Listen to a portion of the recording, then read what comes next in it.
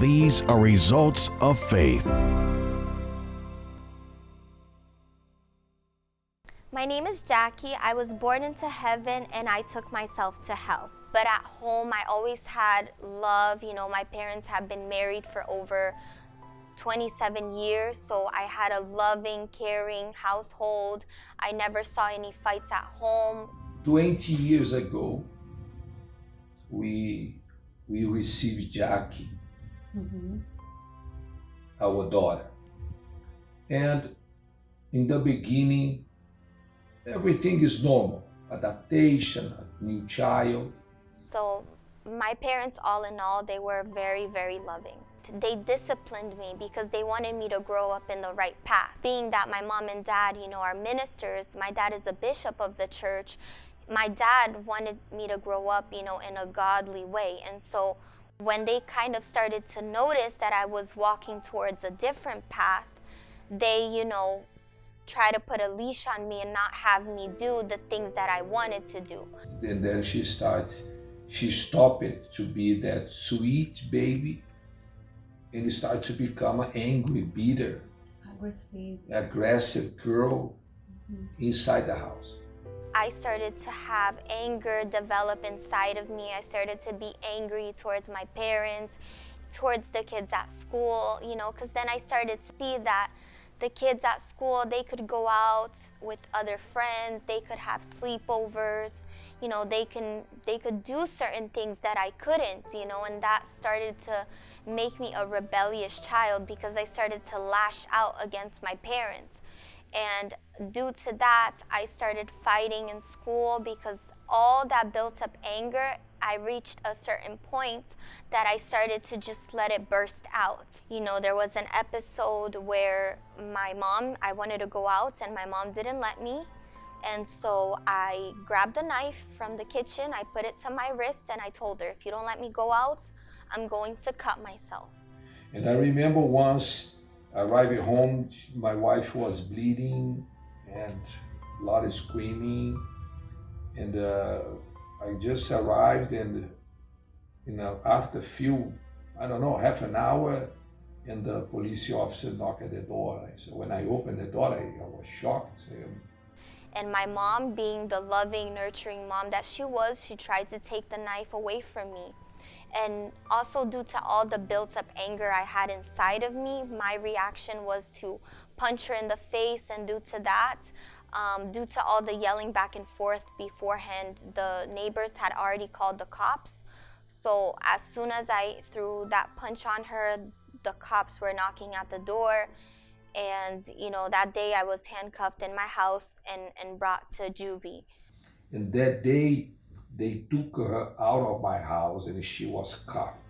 This was the worst time for me. Things became haywire when I started to nonstop fight in school, when I just wouldn't listen to my parents anymore. I would go, you know, there were certain times that I would go 2-3 days without coming home. There was one occasion where I packed a little luggage and I was out of my house for a week's time. And things just really went haywire when I noticed that I was disturbing my parents' life, that I was disturbing the work that they do. And it was at around that time that I decided I wanted to move out of my parents' house. And at that time, I was 17 years old.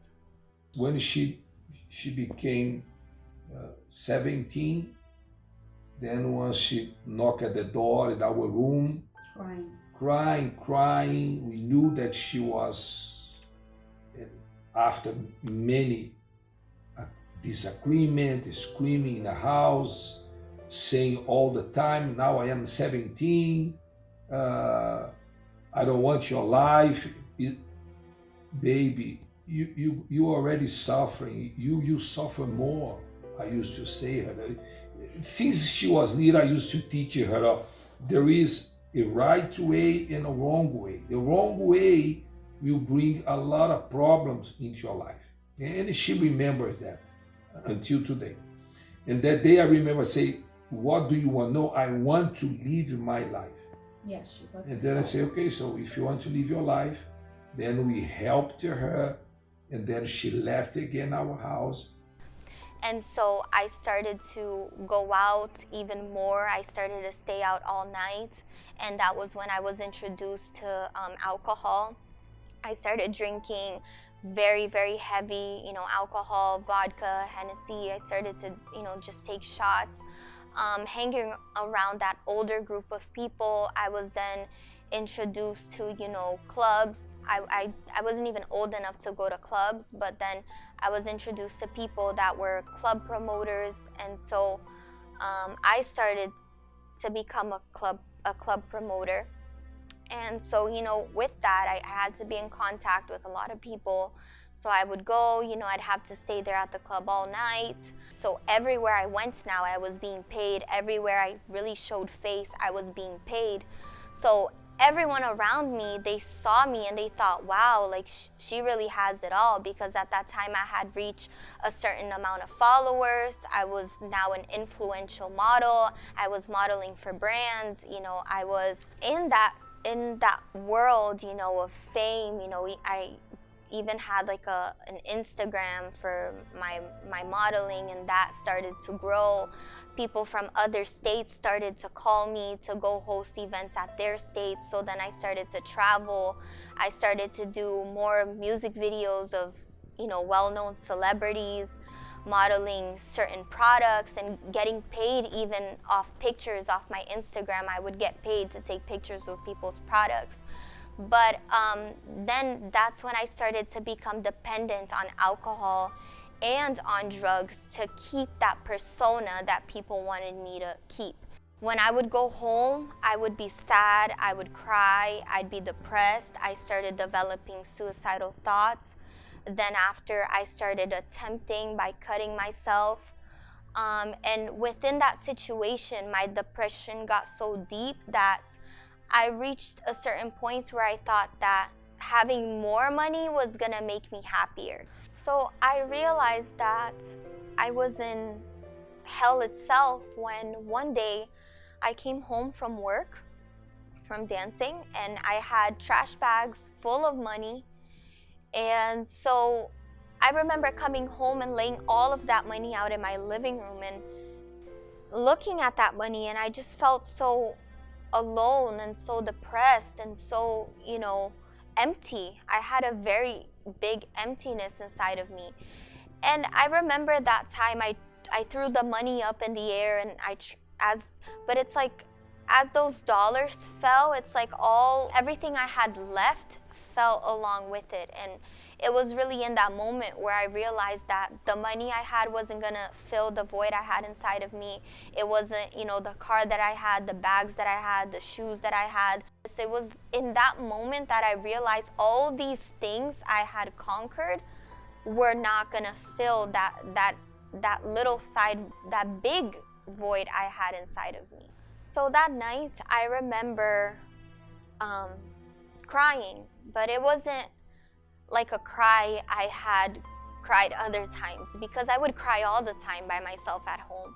But that day, I remember it was a different type of cry. It was like my soul was crying out that day.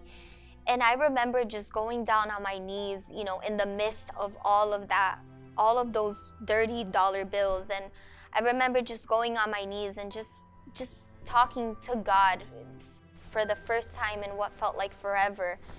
And I just told him, God, if you haven't thrown me out yet, just give me one more chance to come back to you, because I'm sick and tired of the situation that I live in. And I also remember as soon as I got to the church, my whole way from the parking lots to walking inside the church, I had my head down. I didn't look at anyone. I didn't speak to anyone. However, when I got in the sanctuary, I looked up, and the first things I saw was the phrase, Jesus Christ is the Lord. And, I put it inside myself that the only one that was able to get me out of that situation was Jesus Christ, because he was Lord. And so that's when I began, my journey of faith. I started coming to the church Mondays, I would come Wednesdays, I would come Fridays. And, you know, I was very radical with my decision to leave the friendships I had behind, to leave, you know, that dancing job that I had, to leave, you know, the modeling gigs that I had. When people would call me, you know, with offers, I didn't have like that desire to go anymore. I started to want to rather be in church than go to these places. And I just cut off like all the friendships I had associated with that type of life. I deactivated my Facebook, my modeling Facebook. I deactivated my modeling Instagram. And, you know, I started to deepen myself in the things of God. I got baptized. And, you know, when I really started to come to the church, I saw God blessing me because he blessed me with a job. In that job, I was promoted to manager. So then I was able to pay my bills. I was able to pay my car notes, my apartments. So God started blessing me. You know, I wasn't depressed anymore. I wasn't crying anymore. God freed me from my alcohol addiction. He freed me from my marijuana addiction. You know, I didn't have those health problems anymore. God completely healed my stomach after a purpose of faith. Every time I was at church, I felt peace. I felt, you know, complete. However, when I went back home, still sometimes I would still kind of lean off that emptiness. I would still feel emptiness sometimes. And especially on Wednesdays and Sundays, the pastor would talk a lot about the Holy Spirit, that we needed to receive the Holy Spirit, that only through the Holy Spirit were we going to be 100% filled and complete. And, you know, it was within that time that I put all my strength into receiving the Holy Spirit. So then, along with the help of an assistant from the church, I started praying at 3 a.m. in the morning. I would get up from my sleep to seek the Holy Spirit. If I didn't receive the Holy Spirit, sooner or later, I would go back to that same life I had. And I didn't want that anymore. I wanted a new life with God.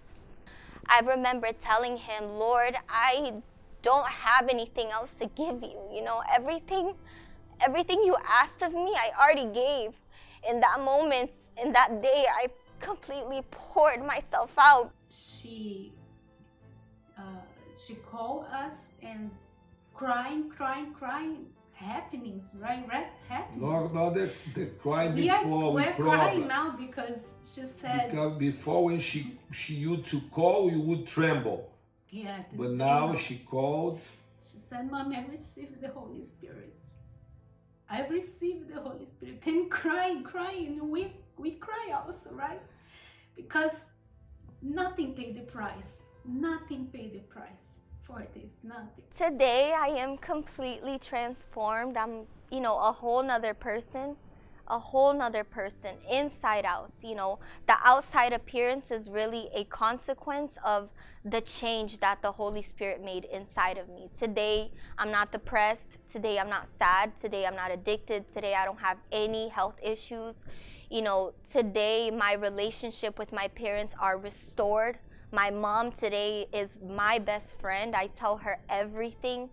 Not only the relationship with my parents, but the relationship with all my family, because most of my family members are also in the church. My uncle is also a bishop of the ministry. You know, my cousins and my aunts are all assistants of the church. So really, the relationship with all of my family has been restored. Today, I'm happy. Today, I'm a happy person. You know, yes, I still face problems. I still face difficulties. But now what changed is the way I look at those, you know, problems, the way I look at those challenging situations. Because today, I have the assurance that no matter what I face and no matter what I go through, I will come out victorious because I have the Almighty inside of me.